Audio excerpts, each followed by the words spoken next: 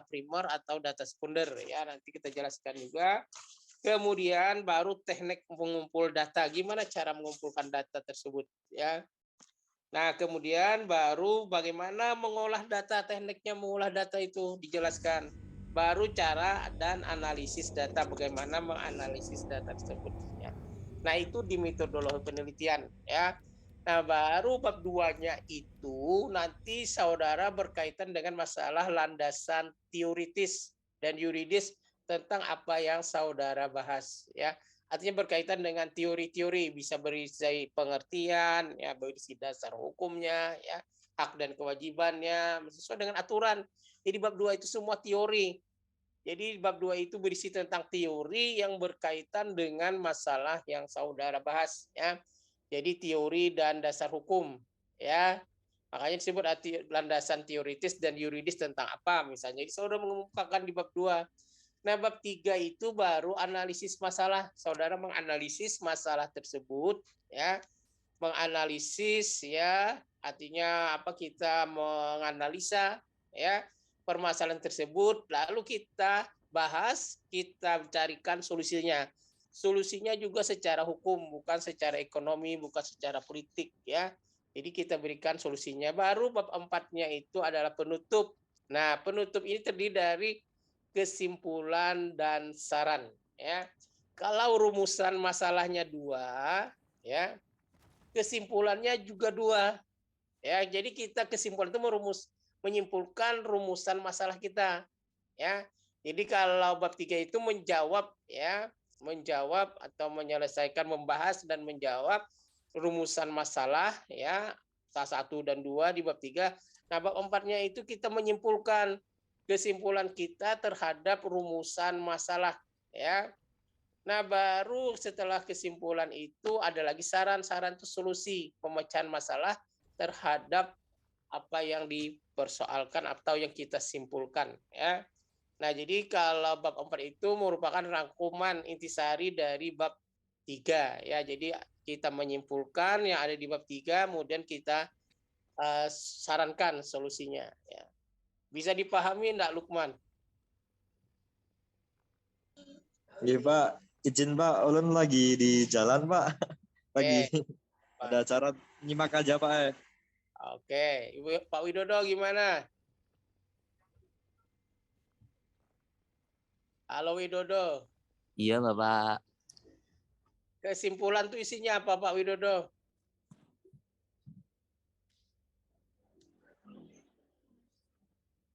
Maaf Bapak, belum, kurang mendengarkan Bapak. Soalnya ini di jalan. Oh, lagi di jalan ya, lagi di jalan enggak apa-apa ya. Halo Nanda, gimana? Siapa? Nanda, kesimpulan itu apa isinya Nanda? Saran Pak sama kesimpulan dari pembahasan masalah tadi Pak. Ya, kalau masalahnya 2, kesimpulannya berapa? 2 Pak. Ya, jadi kita menyimpulkan ya, dalam skripsi itu minimal kan 2 rumusan masalahnya ya, bisa 3 ya, tapi bagusnya 2 aja ya, nanti kalau ke-3 kebanyakan ya, memang boleh 4 ya. Nah, jadi lalu kita simpulkan di bab 4 terakhir itu penutup itu menyimpulkan dari rumusan masalah kita. Kita kan menyimpulkan dari yang ada di bab 3 itu, kita simpulkan ya. Bab 3 itu kan mempersoalkan atau membahas tentang rumusan masalah 1 dan 2 ya. Nah, jadi bab 4-nya itu penutup, kita menyimpulkan tentang permasalahannya, kemudian sarannya itu solusi, jalan keluar dari kesimpulan kita ya. Nah, sekarang kita bahas dulu tentang jenis penelitian ya. Ya. Nah, jadi saya ulang lagi, di bab 1 itu sebuah skripsi kan, itu pendahuluan, yang pertama subnya itu alasan memilih judul, kemudian bagian B-nya itu rumusan masalah, yang C-nya itu tujuan dan kegunaan penelitian, yang D-nya itu metodologi penelitian, nah E-nya itu sistematika penulisan. Nah, di metode penelitian inilah disebutkan yang pertama itu jenis penelitian kita. Nah, di dalam bidang ilmu hukum kita kenal ada 2 jenis penelitian. Penelitian apa yang saudara tahu? Ya, silakan Nanda. Normatif sama empiris Pak. Iya, penelitian hukum normatif dan penelitian hukum empiris. Penelitian hukum normatif disebut juga penelitian apa, Nanda? Penelitian peraturan, Pak. Iya, apalagi? Kepustakaan, Pak. Iya, betul. Apalagi? Itu yang saya tahu, Pak. Ya, jadi penelitian normatif disebut juga penelitian kepustakaan. Ya, kenapa kepustakaan? Karena kita penelitiannya cuma literatur ya, undang-undang ya dengan bantuan berbagai macam karya ilmiah, buku ya. Kita berada di perpustakaan bisa ya, yang kita teliti, analisis itu adalah peraturannya ya. Bisa juga disebut dengan studi dokumen ya, penelitian normatif. Artinya dokumen yang kita teliti, apakah dokumennya berupa undang-undang atau dokumen yang lain, misalnya jurisprudensi atau perjanjian yang kita teliti. Maksudnya perjanjian ini substansinya, materinya. Misalnya ada perjanjian kredit bentuk baku pada PT Bank BNI cabang Banjarmasin, kita teliti. Yang kita teliti itu dokumen perjanjiannya, ternyata dokumennya itu hak dan kewajibannya itu banyak yang tidak sesuai dengan aturan, tidak sesuai dengan hukum perjanjian, terjadi berat sebelah ya, terjadi klausula yang sangat merugikan pihak nasabah misalnya. Nah, itu juga disebut dengan studi dokumen penelitian normatif. Disebut juga penelitian doktriner ya, ajaran. Kan ajaran itu ada berbagai macam ajaran ya. Disebut juga yang kita teliti ajaran tentang hukum adat, ya hukum Islam, ya kita teliti ajarannya itu, aturannya itu ya. Nah, itu disebut juga penelitian hukum normatif ya. Nah, bisa juga selain penelitian normatif, kita di jenis itu ada penelitian hukum empiris ya. Penelitian hukum empiris ini disebut juga penelitian lapangan. Artinya kita dalam penelitian empiris itu pasti harus terjun ke lapangan karena yang kita teliti itu implementasi ya, pengejawantahan dari peraturan itu di lapangan atau implementasi dari dokumen itu di lapangan ya, atau implementasi dari doktrin itu di lapangan gimana ya, sehingga disebut orang juga penelitiannya ada penelitian lapangan, atau bisa juga disebut dengan penelitian sosiologis ya. Nah, karena ini banyak berkaitan dengan masalah perilaku ya, sosiologi perilaku masyarakat yang kita teliti, yang kebanyakan di dalam penelitian hukum empiris ya, termasuk juga sarana dan prasarana yang mendukung terhadap perilaku masyarakat tersebut. Nah, itu disebut orang dengan penelitian hukum sosiologis ya. Nah, bisa dipahami enggak ini dulu? Bisa, Pak. Paham, Pak. Iya. Halo Nanda, misalnya saya mau meneliti Nanda ya, Iya, Pak. analisis ya, saya mau meneliti analisis yuridis terhadap perjanjian pembiayaan bentuk baku pada PT Adira cabang Banjarmasin. Itu penelitian saya normatif atau empiris? Empiris, Pak. Kenapa jadi empiris? Karena pelaksanaannya, Pak, sama ada nama daerahnya. Coba saya ulang, analisis yuridis terhadap perjanjian kredit bentuk baku pada PT Adira cabang Banjarmasin. Oh, normatif, Pak. Kenapa lagi berubah? Karena peraturannya, Pak, yang diteliti, Pak.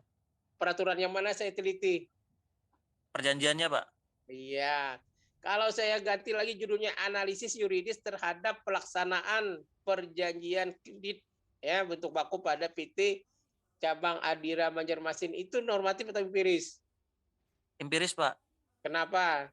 Karena pelaksanaannya, Pak. Oke. Sekarang saya mau teliti lagi. Saya mau meneliti tentang perda sampah ya. Saya lihat ya perda ini ada bermasalah ya di peraturan ini. Saya mau nulis analisis yuridis terhadap perda nomor sekian tahun sekian tentang sampah. Ya, itu normatif atau empiris? Normatif, Pak. Ya, kalau mau empiris gimana judulnya, Nanda?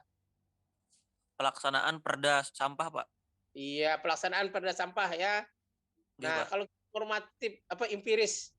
Kira-kira kenapa ya jadi pelaksanaannya itu di lapangan tidak bisa dilaksanakan? Nah, kenapa masyarakat misalnya di perda sudah ada ketentuannya membuang sampah itu ada jamnya ya. ada tempatnya. Ternyata masyarakat masih membuang sampah itu bukan jam yang ditentukan oleh Perda. Ya, kenapa perilakunya seperti itu? Ya, kenapa juga dia membuang sampah bukan pada tempatnya, banyak di sungai. Nah, itu kan penelitian empiris, ya, itu berkaitan dengan masalah perilaku, ya. Nah, mungkin jawabannya nanti karena tidak ada sosialisasi, ya, atau juga tidak ada pengawasan dari aparat yang berwenang, atau tidak ada disanksi terhadap perilaku yang demikian.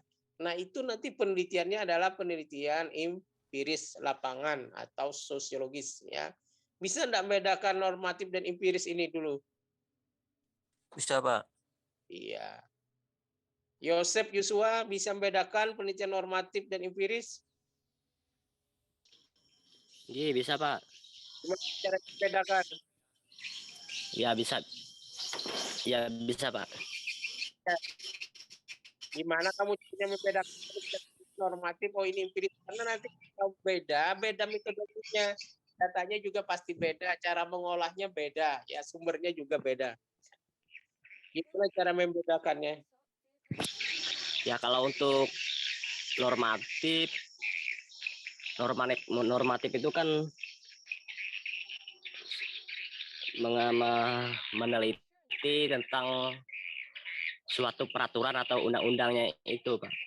Tetapi kalau untuk empirisnya kita meneliti dari pelaksanaan daripada undang-undang itu. Ya. Atau pelaksanaan daripada peraturan itu, Pak. Implementasi di lapangan. Bermasalah kenapa? Kenapa? Maaf Pak, suara putus-putus Pak. Oh ya. Pak, undang-undang itu bisa bermasalah. Halo Pak. Aturan undang-undang itu atas sampai ke bawah itu bisa bermasalah, Pak.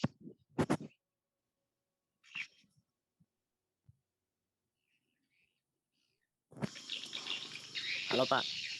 Maaf Pak, suaranya putus-putus Pak. Sinyalnya ini tempat saya lagi gangguan Pak. Halo Nanda. Siapa? Undang-undang itu bisa bermasalah kenapa Nanda? Karena tidak kesesuaian, Pak. Tidak sesuai apanya? Yang untuk empiris atau normatif, Pak? Normatif kan, kalau yang normatif itu undang-undangnya yang bermasalah, yang sakit itu undang-undang, ya. Tapi kalau empiris itu, kalau normatif itu kan yang sakit itu undang-undangnya yang bermasalah, ya, norma aturannya, ya. Tapi kalau yang empiris itu peraturan undang-undangnya dari yang atas bawah itu tidak bermasalah. Yang bermasalah itu cuma pelaksanaan di lapangan aja tidak bisa dilaksanakan, itu karena berbagai macam hal-hal di luar undang-undang, ya. Nah, sekarang undang-undang itu bisa bermasalah kenapa, Nanda? Karena kekosongan hukum, Pak. Ya, bisa terjadi kekosongan ketidaksesuaian hukum, Pak. Yang seharusnya diatur ternyata tidak ada diatur gitu ya. Iya, Pak. Ya, apalagi kekaburan, Bang. Kaburan, ketidaksesuaian, Pak. Iya, kabur tuh kayak bergerak kabur itu. Tidak jelas, Pak. Tidak jelas. Diatur. Contohnya kayak Pak.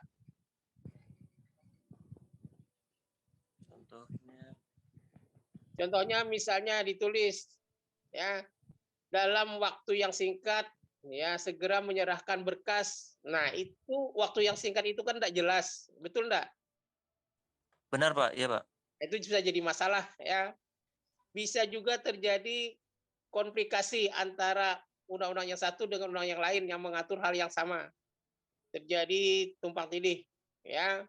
Misalnya, ya, ada undang-undang tindak pidana korupsi, ada undang-undang KUHP, kan sejajar itu, ya, mengatur tentang penyidik dalam hal korupsi. Di KUHP penyidiknya polisi, di undang-undang tindak pidana korupsi adalah KPK. Kan terjadi dualisme. Nah, ini juga masalah, ya. Nah, itu soal masalah. Nanti ada solusinya gimana caranya. Ya, ada gium lex specialis, lege rogat, lege generalis, ya. Itu nanti kita disarankan di solusinya, ya. Nah, ada juga yang atas dengan yang bawah, ya, terjadi komplikasi. Undang-undangan dengan PP mengatur hal yang sama, terjadi komplikasi. Nah, itu juga jadi masalah. Sebenarnya banyak sekali permasalahan di undang-undang juga. Ya. Nah, tapi bisa juga undang-undang yang tidak bermasalah, tapi di luarnya yang bermasalah. Pelaksanaannya di lapangan yang di luar undang-undang yang menimbulkan masalah. Nah, sudah bisa semua ya membedakan penelitian normatif dan empiris ya. Nah, salah satu ciri ya, ciri dari penelitian hukum normatif ya. Ada yang tahu ciri penelitian hukum normatif?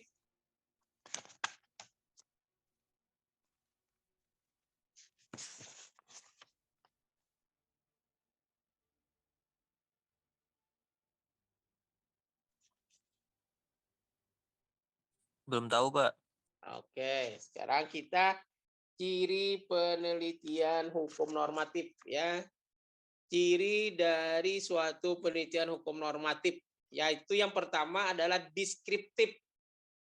Deskriptif analitis ya dengan pendekatan yuridis normatif.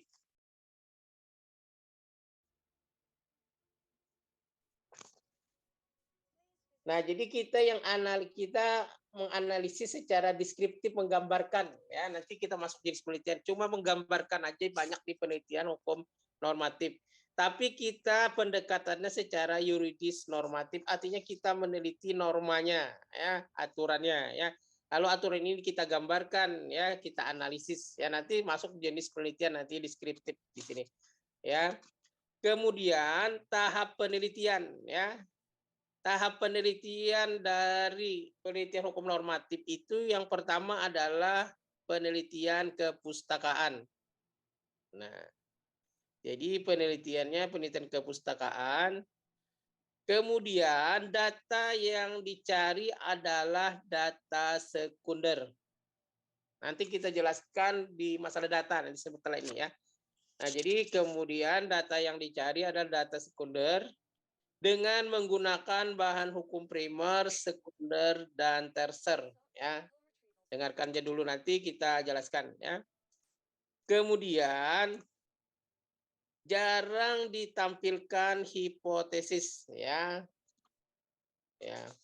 atau asumsi jarang, ya, dugaan sementara jarang digunakan. Kalau empiris biasanya ada hipotesis, ya, dugaan sementara yang mau dijawab, ya. Kemudian analisis datanya dilakukan secara kualitatif, artinya tanpa menggunakan angka maupun rumus statistik atau matematika. Ya. Nah, jadi ciri yang normatif ya itu ya salah satunya. Sekarang kita lanjutkan ke sifat penelitian ya. Jadi di dalam skripsi itu yang pertama dijelaskan di metode ada jenis penelitian. Saudara bisa sudah membedakan ini penelitian normatif, ini penelitian hukum empiris ya.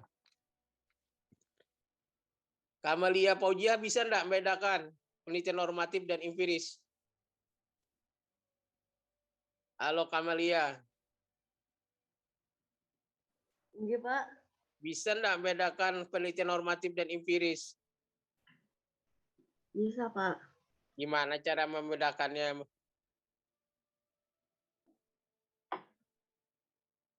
Kalau ulun pribadi membedakannya tuh dari ini, Pak. Kalau normatif itu lebih ke secara yuridisnya, kalaunya yang empiris itu lebih ke implementasinya, Pak. Ya, betul. Ya, oke, bisa ya. Nah, lalu karena ada dua jenis penelitian normatif dan empiris, ya. Kalau orang normatif, ya, yang namanya hukum itu kan peraturan, sehingga yang dia teliti adalah peraturan. Nah, sehingga dia mengatakan yang ada itu cuma penelitian hukum normatif.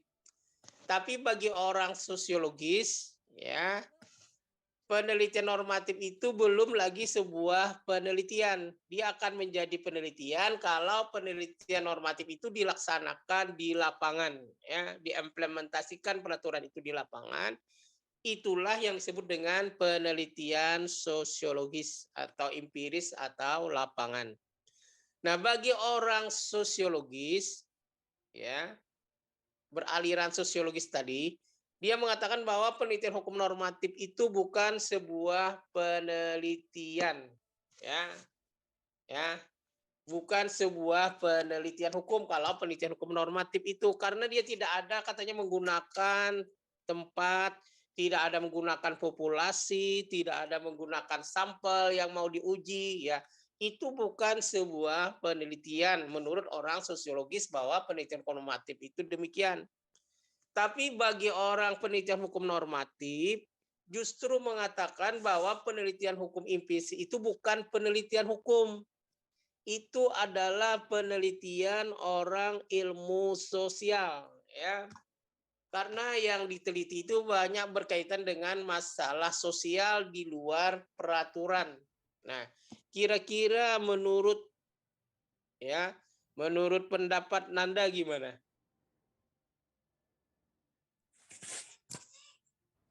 Tidak setuju, Pak. Kenapa?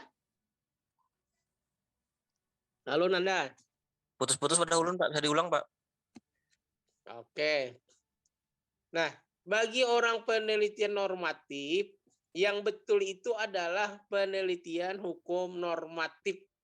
Ya, penelitian empiris itu bukan penelitian hukum katanya, itu adalah penelitian ilmu sosial. Ya, karena yang diliti itu banyak berkaitan dengan masalah sosial di luar hukum itu sendiri. Ya, berkaitan dengan masalah perilaku, berkaitan masalah sosiologi. Ya, nah. Tapi bagi orang beraliran sosiologis, ya, justru penelitian normatif itu bukan sebuah penelitian karena tidak menggunakan tempat, tidak menggunakan sampel yang mau diuji, tidak ada populasinya apa, itu bukan sebuah penelitian.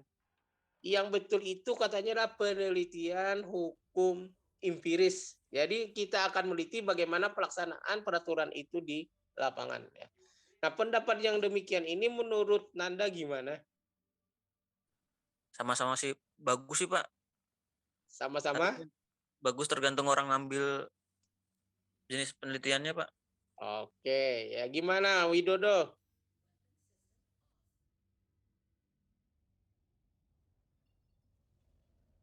Lukman gimana Lukman?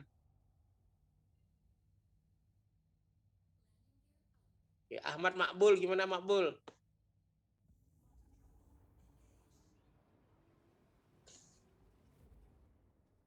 Oke, kita lanjut ya. Jadi tergantung persepsi ya, cara pandang yang berbeda ya, sehingga bisa berbeda juga kesimpulan yang didapat ya. Oke, gimana kita lanjut, Nanda? Lanjut, Pak. Nah, kan yang pertama jenis penelitian, B-nya nanti sifat penelitian. Nah, penelitian kan dari segi sifatnya terbagi 3 kemarin ya. Ya. Oke, Apa Pak. saja? 3, Pak. Ya, masih ingat, Nanda? Explanatoris, descriptive, explanatoris, Pak. Ya, yang pertama eksplorat Exploratoris. ya, Exploratoris, Pak. Oke. atau penelitian penjelajahan. Yang kedua penelitian deskriptif, yang ketiga penelitian eksplanatoris ya. Nah, rata-rata kalau penelitian saudara nanti normatif ya, itu masuk dalam jenis penelitian deskriptif. Jadi saudara cuma menggambarkan atau menjelaskan terhadap masalah yang saudara bahas ya. Nah, rata-rata itu sifatnya adalah deskriptif ya. Nah, ini kita lanjut aja lagi. Sekarang jenis data. Nah, data ini penting sekali di dalam sebuah penelitian ya. Apa itu data? Masih ingat Nanda?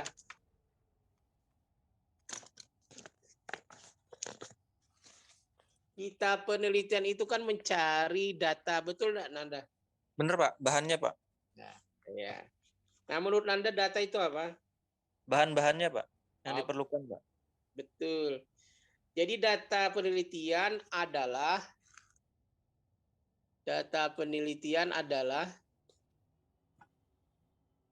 informasi atau keterangan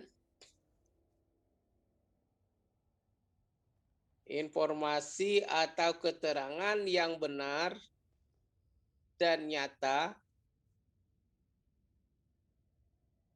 yang didapat dari hasil pengumpulan data.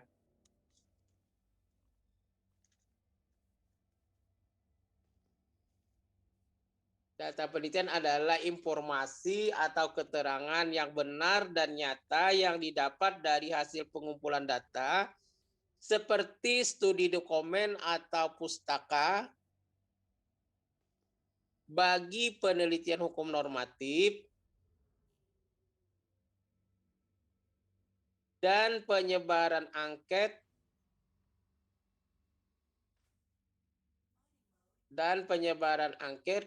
observasi atau pengamatan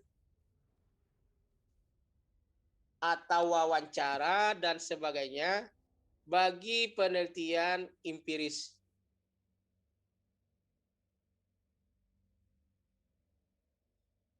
Bisa mengerti Nanda? Bisa, Pak. Bisa.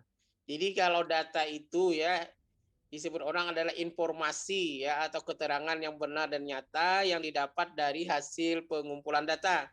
Ya, seperti berupa studi dokumen atau pustaka itu bagi penelitian normatif. Tapi bisa juga berupa angket atau observasi atau pengamatan atau wawancara dan sebagainya itu bagi penelitian hukum empiris. Nah, lalu saudara jelaskan di dalam penelitian saudara ini jenis datanya apa? Nah, data itu dari segi jenisnya, ya silakan ditulis ya. Data itu dilihat dari segi jenisnya, itu terdiri dari dua. Ya. Jadi dilihat dari segi jenisnya, data itu terbagi dua. Yang pertama adalah data kualitatif. Yang kedua adalah data kuantitatif.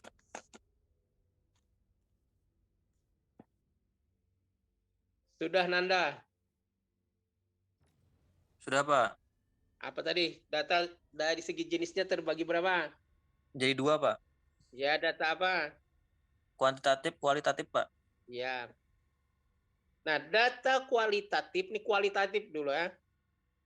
Data kualitatif yaitu data yang tidak berbentuk angka.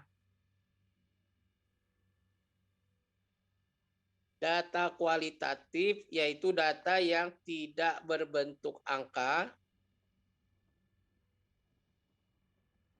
yang dapat diperoleh dari bahan hukum tertulis seperti undang-undang, yang dapat diperoleh dari bahan tertulis seperti undang-undang, dokumen, buku-buku, jurnal, hasil penelitian orang lain, dan sebagainya. Yang berupa ungkapan-ungkapan verbal.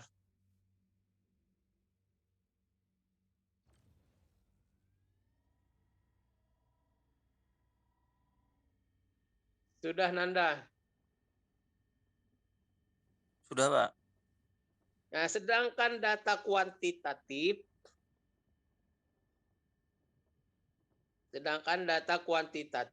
yaitu data yang berbentuk angka.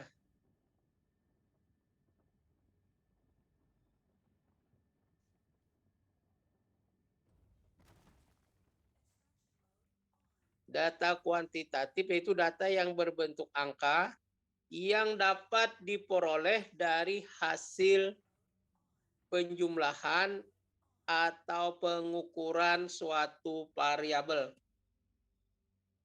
Data kuantitatif yaitu data yang berbentuk angka yang dapat diperoleh dari hasil penjumlahan atau pengukuran suatu variabel.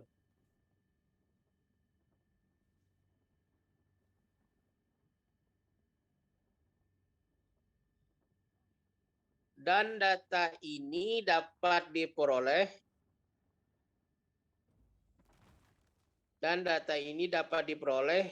dengan cara angket, tes, observasi, atau wawancara. dan sebagainya.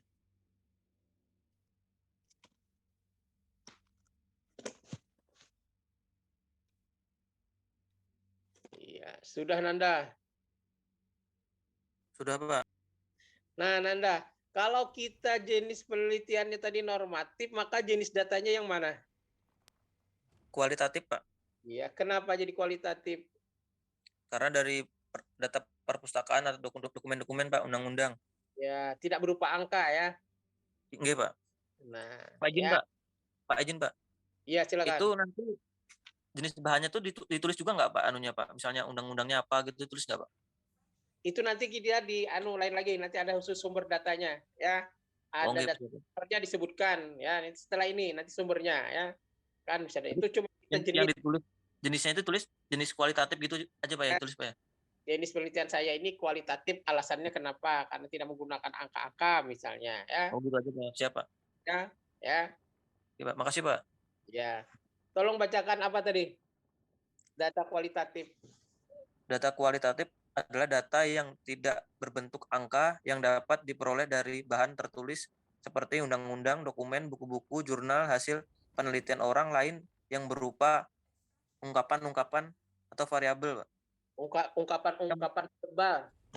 Ini verbal, Pak. Verbal, ya. Bukan herbal, verbal. Siap, Pak. Salah tulis, Pak. Oke. Yang kuantitatif apa tadi? Kuantitatif adalah data yang berbentuk angka yang dapat diperoleh dari hasil penjumlahan atau pengukuran suatu variabel, dan data ini diperoleh dengan cara angket, tes, atau wawancara, dan sebagainya, Pak. Nah, sekarang Nanda saya mau peneliti misalnya analisis yuridis terhadap kesadaran hukum mahasiswa STISA dalam menggunakan helm pada saat mengendara sepeda motor di kota Banjarmasin. Itu penelitiannya normatif atau empiris? Normatif, Pak. Coba. Karena peraturannya, Pak. Analisis yuridis terhadap kesadaran hukum mahasiswa STI Sultan Adam dalam menggunakan helm pada saat berkendaraan di jalan di kota di kota Banjarmasin ya. Oh, empiris, Pak. Empiris, Pak. Kenapa jadi empiris? Karena data, Pak. Data yang menggunakan helm, Pak. Apalagi yang cocoknya, kenapa itu empiris? Menggunakan variabel, Pak, nanti, Pak. Oke, apalagi? Terus angka-angka, Pak. Kenapa? Menggunakan tabel angka, Pak. Oke, ya. Nah, jadi jenis datanya ini datanya apa? Kuantitatif, Pak. Kualitatif atau kuantitatif? Kuantitatif, Pak. Iya, jumlah ya. Jadi kita akan menghitung berapa yang pakai helm pada waktu menggunakan kendaraan di jalan, berapa yang tidak, ya. Ya. Oke, Nah, Pak. jadi itu menggunakan angka-angka nanti, ya. Nah, dari judul tadi bisa enggak jadi normatif gimana? Kan saya mau nulis tadi analisis yuridis terhadap kesadaran hukum mahasiswa STI Sultan Adam dalam menggunakan helm pada waktu mengendara sepeda motor di kota Banjarmasin misalnya. Itu kan empiris ya. Nah, saya ingin menggambarkan jenisnya deskriptif. Kemudian jenis datanya adalah kuantitatif. Ya, pasti saya menggunakan angka-angka nanti ya di sana ya. Nah, tapi kalau dinormatifkan gimana? Bisa enggak?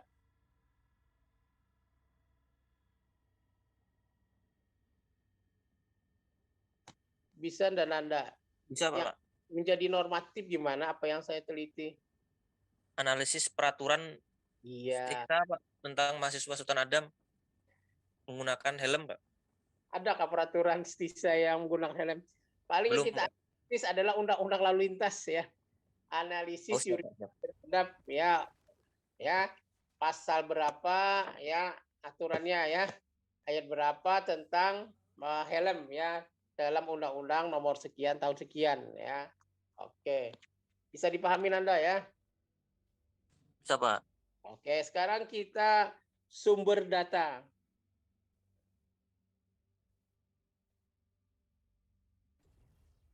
Data penelitian itu kan dilihat dari sisi sumbernya terbagi dua. Ya. Data penelitian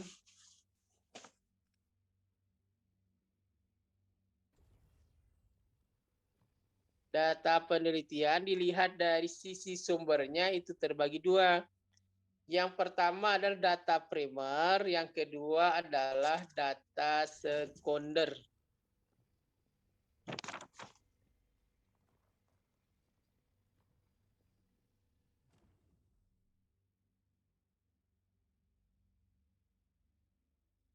Sudah?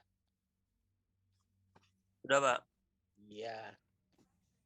Nah, data primer yaitu data diperoleh seorang peneliti langsung dari objeknya.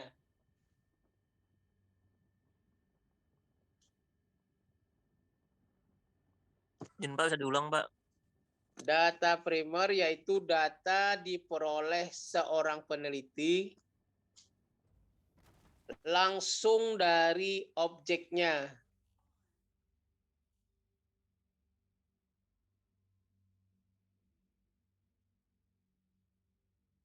Misalnya dengan cara wawancara,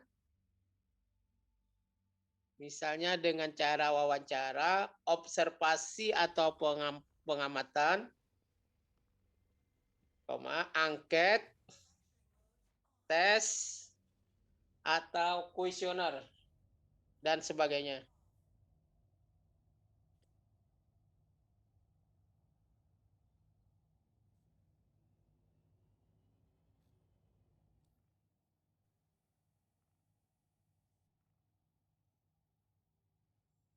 Sudah, Nanda? Sudah, Pak. Sedangkan data sekunder yaitu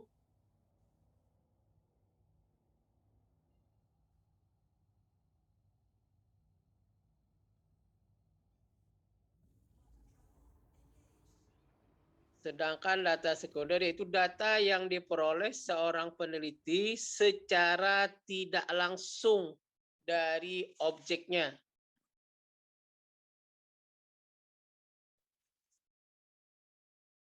Sedangkan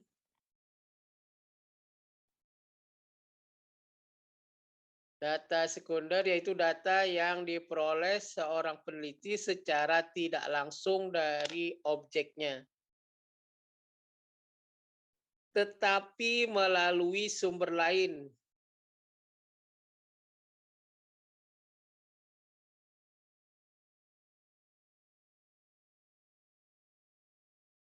Melalui sumber lain bisa dalam bentuk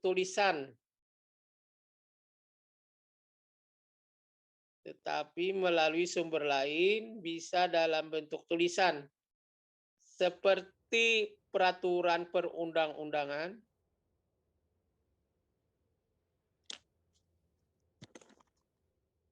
buku-buku teks,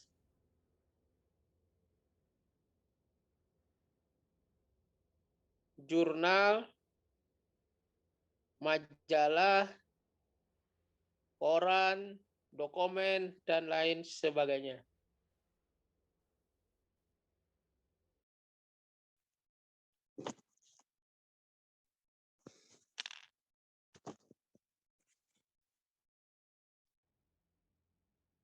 Sudah, Nanda? Sudah, Pak. Tolong bacakan, Nanda. Data primer itu apa? Data primer yaitu data diperoleh dari seorang peneliti langsung dari objeknya, misalnya wawancara, observasi, hak angket, tes, kuesioner, Pak, dan sebagainya. Data sekunder yaitu data yang diperoleh peneliti tidak langsung dari objeknya, tetapi melalui sumber lain, bisa dalam bentuk tulisan, seperti peraturan perundang-undangan, buku-buku, teks, jurnal, majalah, koran, dokumen, dan sebagainya, Pak. Nah, kalau kita penelitian normatif, ya, itu datanya data primer atau sekunder? Sekunder, Pak. Kenapa? Karena yang kita teliti tidak langsung, Pak, dari objeknya. Kita bisa Iya. melalui peraturan perundang-undangan, Pak. Oke, jadi kalau kamu nanti normatif, ya jelaskan sumber data. Nah, sumber data itu merupakan tempat dapat ditemukannya data-data penelitian. Nah, makanya data berdasarkan sumbernya itu kan terbagi dua tadi, ada data primer, ada data sekunder. Nah, kalau saya saudara normatif, jelaskan, oh data saya ini adalah data sekunder. Karena saya mendapatkannya itu ya dari sumber lain, misalnya dari peraturan perundang-undangan, buku-buku, dokumen, atau hasil penelitian atau jurnal dari orang lain. Dijelaskan itu. Tapi kalau saudara empiris, jelaskan data saya ini bersumbernya adalah data primer. Karena saya sendiri yang memperoleh data ini langsung dari objek penelitian. Saya mendapatkannya misalnya melalui wawancara atau observasi, pengamatan, ya atau angket, skala, dan lain sebagainya. Nah, dijelaskan di dalam skripsi saudara bagian sumber data. Sudah bisa dipahami, Nanda? Siap, Pak. Bisa, Pak. Oke. Nah, data sekunder. Nah, di sini nanti dijelaskan punya saudara apa undang-undangnya saudara gunakan nanti ya. Ya. Nah, data sekunder itu disebut juga dengan bahan hukum. Ya, data sekunder juga disebut bahan hukum. Nah, bahan hukum dalam penelitian itu terdiri dari 3. Ya, bahan hukum dalam penelitian itu terdiri dari 3. Ya. Yang pertama bahan hukum primer. Yang kedua bahan hukum sekunder. Yang ketiga adalah bahan hukum terser.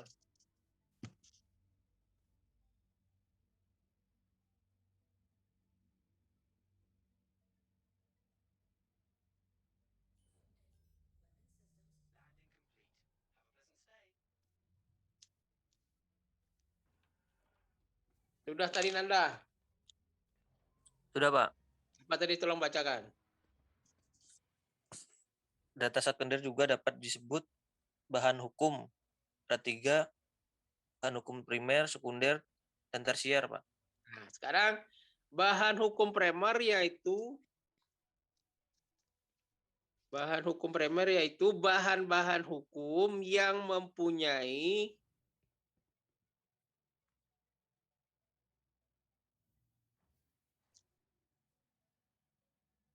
bahan hukum primer yaitu bahan-bahan hukum yang mempunyai kekuatan mengikat.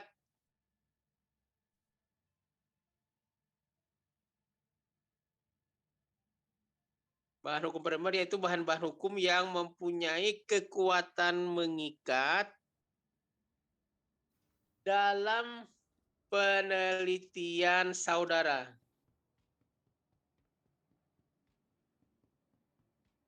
Yaitu bahan-bahan hukum yang mempunyai kekuatan mengikat ya, dalam penelitian.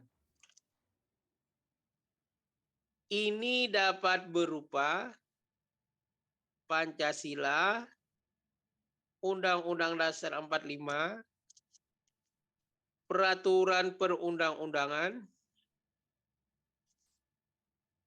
hukum yang tidak dikodifikasi, hukum adat, hukum Islam, jurisprudensi, dan traktat.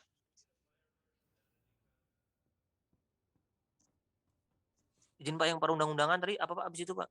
Ya, hukum yang tidak dikodifikasi, hukum adat, hukum Islam, jurisprudensi, dan traktat.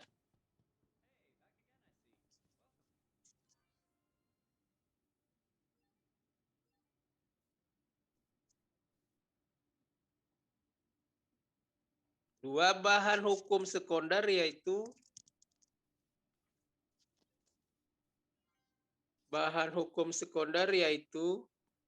bahan-bahan yang erat kaitannya dengan bahan hukum primer.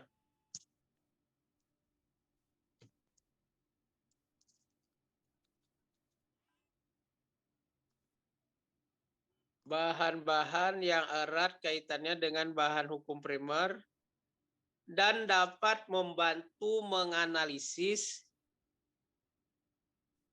dan memahami bahan hukum primer.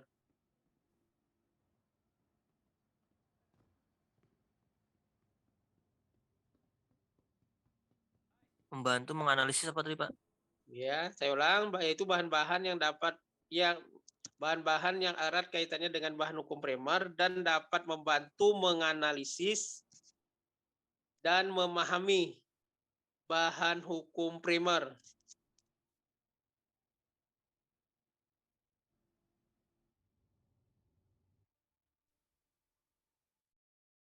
Misalnya rancangan peraturan perundang-undangan,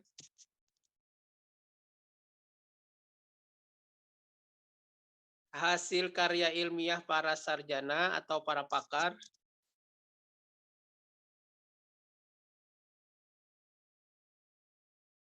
buku-buku teks,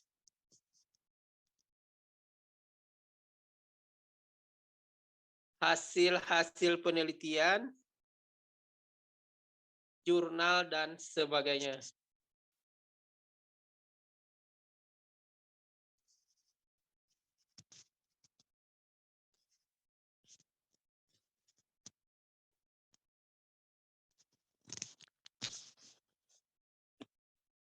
Sudah, Anda.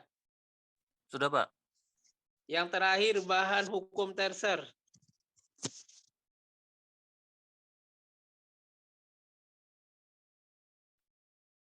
Bahan hukum tersier yaitu bahan yang memberikan petunjuk,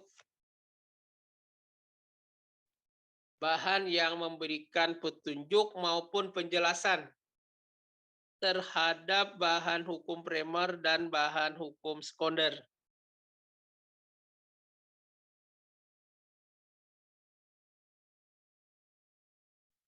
Yakni bahan yang memberikan petunjuk maupun penjelasan terhadap bahan hukum primer dan bahan hukum sekunder. Ya. Misalnya kamus umum atau kamus hukum.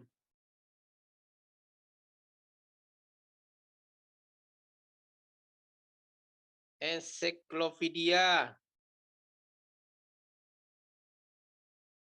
dan sebagainya.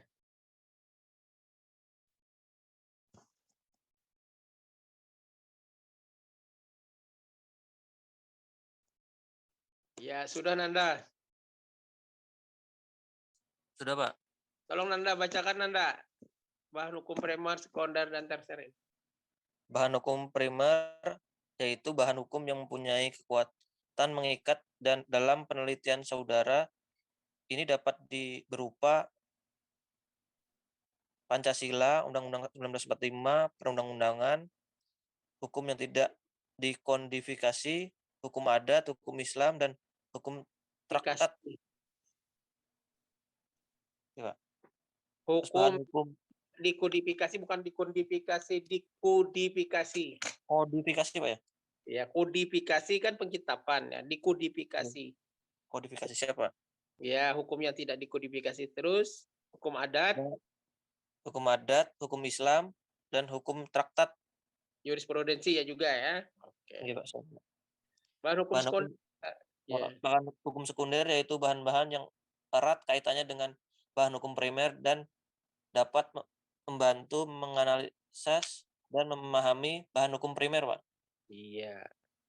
Misalnya rancangan perundang-undangan, hasil karya ilmiah, para pakar, buku-buku, teks, hasil penelitian, jurnal, dan sebagainya, Pak. Iya. Terus bahan hukum tersier, bahan yang memberikan petunjuk atau penjelasan bahan hukum primer ataupun hukum sekunder, misalnya kamus umum atau kamus hukum, ensiklopedia, dan sebagainya, Pak. Oke. Nah, sekarang Nanda, judulnya mau apa? Kamu judul skripsi kamu?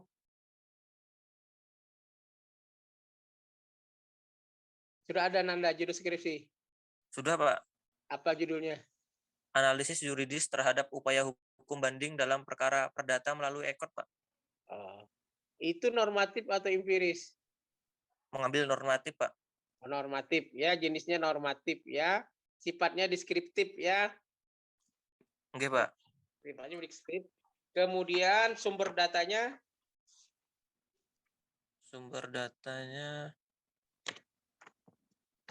apa tadi? Yang baru kita. Bentar, Pak. Jenis data dulu ya. Yang Kualitas. tadi kan jenis penelitian normatif, sifatnya Normatif, deskriptif, jenis data kualitatif. Iya. Alasannya kenapa? Karena ambil dari undang-undang, Pak. Iya, karena tidak berbentuk angka kan? Ya, Dia bentuk angka, Pak. ini dari undang-undang ya. Oke. Jenis bahan data sekunder.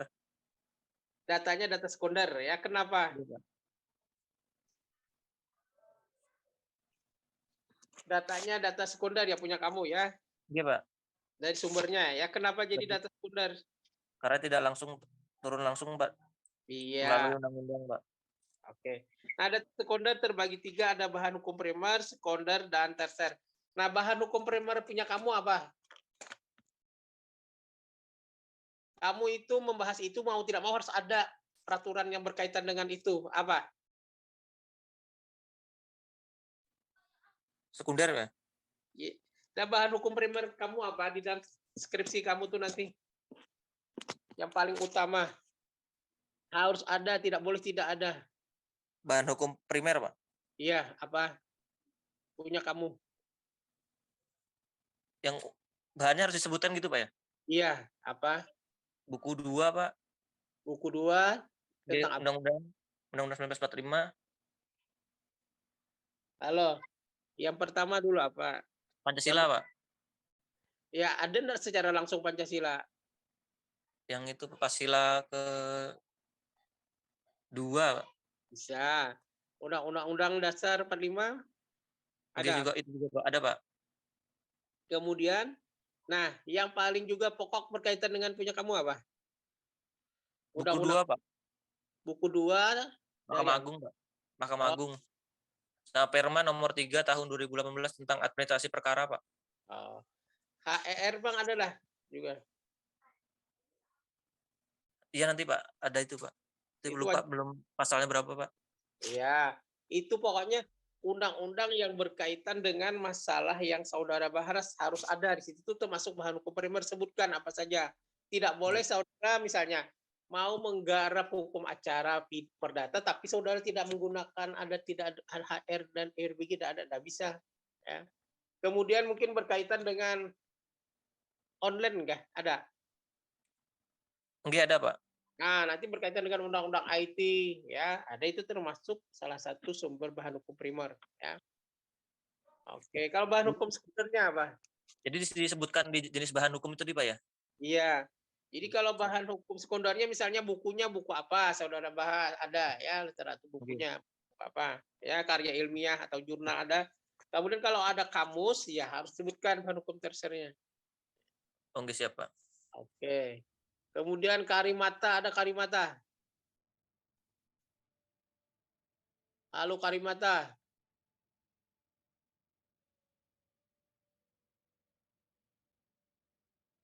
Amir Sinaga, ada Amir Sinaga.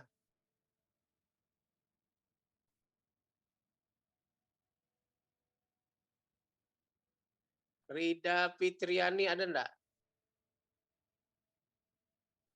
Siapa? Ada, Pak. Halo, Amir.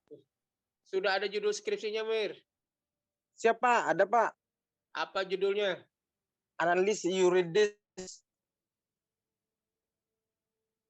uang titipan konsinyasi, Pak. Oh ya, uang titipan konsinyasi ya di pengadilan Siapa? gitu ya. Siapa? Yang dianalisis peraturannya atau implementasinya di lapangan? Implementasinya di lapangan, Bapak. Itu Halo, Pak. normal empiris. Empiris, Pak. Oh, empiris ya.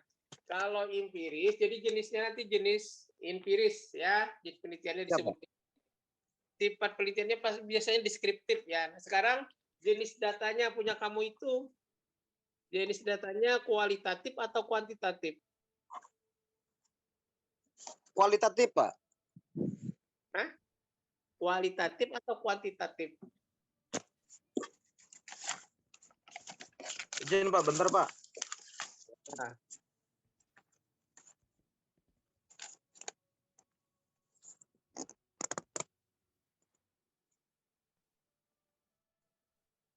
Kuantitatif, Pak. iya, kuantitatif. Kalau kamu empiris, ya. Siap. Siapa? Ya. Kalau sumber datanya primer atau sekunder? Ya, Mir. Siapa? Sumber- Primer, Pak. Sekunder, Pak. Langsung dari orangnya, Pak. Kalau sekunder itu, Dapat langsung, Pak. halo. Siapa? Kalau primer apa tadi? Kalau primer diperoleh dari wawancara, Pak. Langsung, ya. Siapa? Kalau sekunder tidak langsung. Tidak langsung, Pak. Nah, punya kamu itu datanya primer atau sekunder? Primer, Pak. Iya. Karena wawancara dengan ini, Pak. Dengan Pak Ketuanya langsung, Pak. Maksudnya pimpinan, Pak. Amir, Siapa? ada tindak kesulitan enggak kamu nanti kalau empiris? Apakah tidak dinormatifkan aja? Siapa? Kayaknya itu, Pak. Kemarin ada konsultasi, Pak. Maunya sih yang normatif, Pak. Saya mohon Iya. petunjuk dari Bapak juga, Pak. Nanti dinormatifkan aja. Siap, Pak.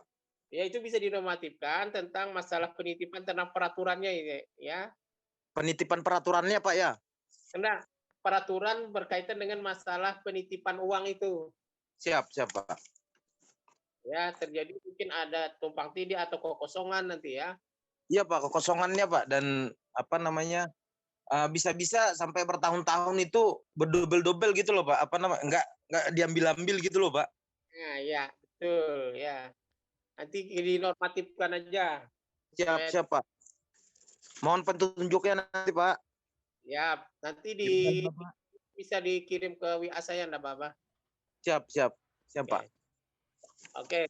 Nah, untuk hari ini saya rasa cukup sekian dulu. Terima kasih atas kehadirannya. Tolong ingatkan baru sampai sumber data ya. Nanti Siap, kita Pak. kumpulan. Oke.